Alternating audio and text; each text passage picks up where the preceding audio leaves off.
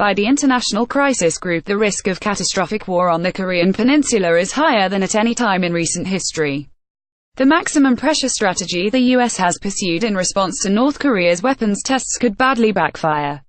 Its first track, economic pressure through sanctions, will not, on its own, prompt Pyongyang to slow down its weapons program within a reasonable time frame, and could cause considerable harm to its people. The second, threatening or, worse, carrying out military action, risks uncontrolled escalation. Both tracks are hobbled by Washington's objective, North Korea's denuclearization, which, while desirable, is unrealistic for the foreseeable future.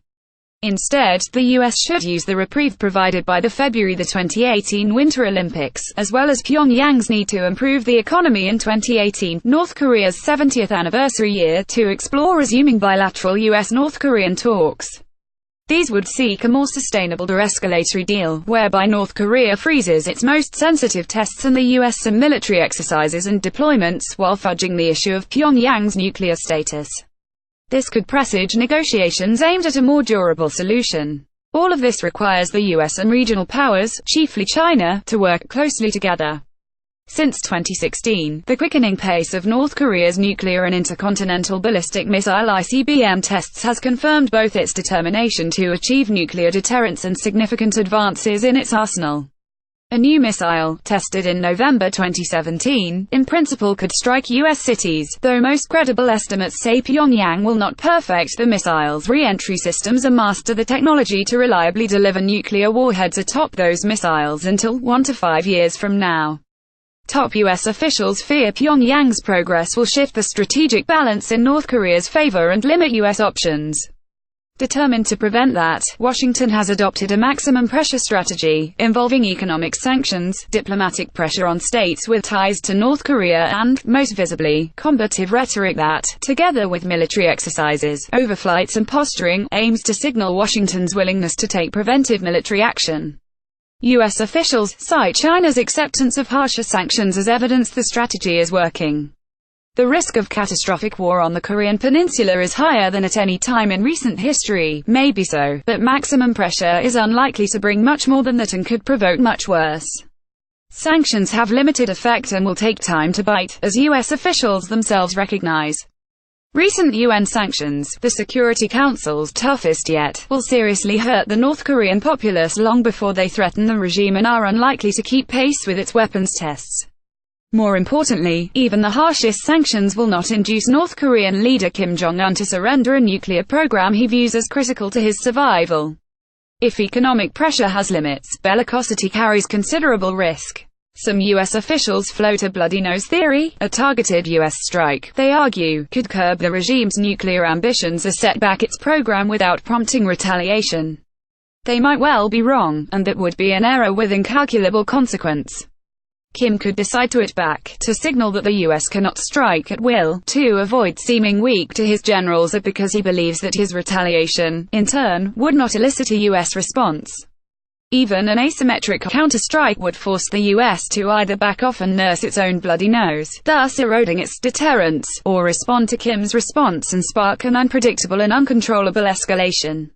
Even if belligerence is a bluff, designed to spook China, to exert greater pressure on North Korea, or to push North Korea to change its own calculations, it is a dangerous one.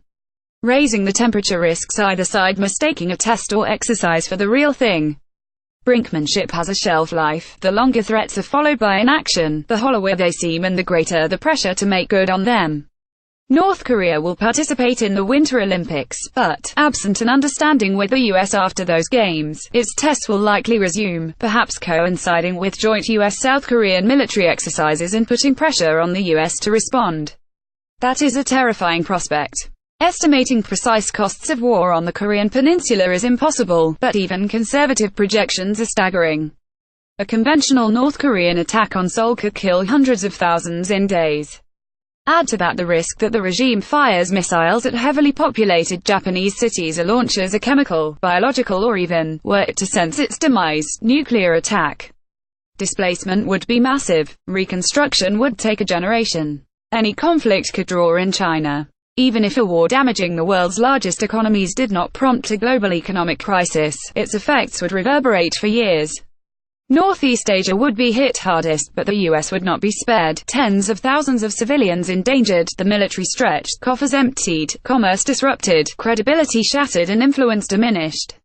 Thus far, the Trump administration has not prepared the country for such a war, and the US people appear broadly unaware of both risks and costs. The limits of sanctions, perils of bellicosity and horrific toll of confrontation are compelling reasons for all parties to seek an off-ramp. An opportunity exists. The forthcoming Winter Games have prompted both sides toward parallel de-escalation. This window should be used to enable the US and North Korea to resume bilateral talks aimed at prolonging and formalizing a freeze-for-freeze understanding. The following sequence could be used to achieve that goal and pave the way for a more ambitious bilateral diplomatic process: an informal halt to provocations. The thaw in Pyongyang's relations with Seoul suggests more weapons tests are unlikely before or during the Olympics. U.S. President Donald Trump and his South Korean counterpart Moon Jae-in already have suspended joint military exercises until after the Games. This first step requires only that both sides stick to the script, refraining from provocative acts and muting belligerent rhetoric. Developing a freeze-for-freeze deal. Meanwhile, the US and regional parties, notably China and South Korea, but also optimally Japan and Russia, would coordinate their positions on a formal U.S. North Korean understanding expanding upon the informal one. This arrangement likely would include North Korea freezing all nuclear tests and intercontinental and intermediate-range missile tests that extend their capability of striking the mainland US and US territories in the Pacific, as well as desisting from overflying other countries' airspace. For its part, the US would redesign its joint exercises with South Korea, freezing those that particularly rankle Pyongyang, such as decapitation drills aimed at Kim, and exercises whose timing Pyongyang finds particularly insulting, such as during national days, planting a harvest seasons and scaling back some regular exercises while freezing the deployment of some strategic assets to South Korea. A role for China. Beijing, which has mooted a freeze-for-freeze since last summer, will have to play an important facilitation role, despite its reluctance to do so. As a regional and global power, and North Korea's economic linchpin, it could sweeten the proposed deal for Pyongyang and Washington, offering the former incentives for accepting it and promising the latter to hold the Kim regime accountable for any rejection or violation. Here Beijing could work with Moscow, which largely shares its view of the crisis. Pyongyang's relations with Beijing have soured, but it still needs China and welcomes Russian diplomats. Launch of formal bilateral talks. After the Olympics, the informal freeze would continue and formal U.S.-North Korean talks commence. These talks would first seek to reach agreement on the freeze-for-freeze deal described above before moving to broader issues concerning the nuclear program and its safety. In entering these talks, the U.S. would stand by its position that the ultimate outcome must be denuclearization of the peninsula, a view with which North Korea would disagree. Such a deal would be imperfect. All sides would sacrifice something. But they would gain, too. Kim would stop tests, but could claim to have achieved his goals and pivot to fulfilling economic pledges equally critical for his legitimacy at home. President Trump could claim he had significantly slowed development of nuclear-tipped missiles able to hit the U.S. homeland, arguably a better score sheet than his predecessor, all the more so if subsequent negotiations succeed. For South Korea, Japan and Russia, de-escalation would reduce the risks inherent to both U.S. military action and Pyongyang's tests.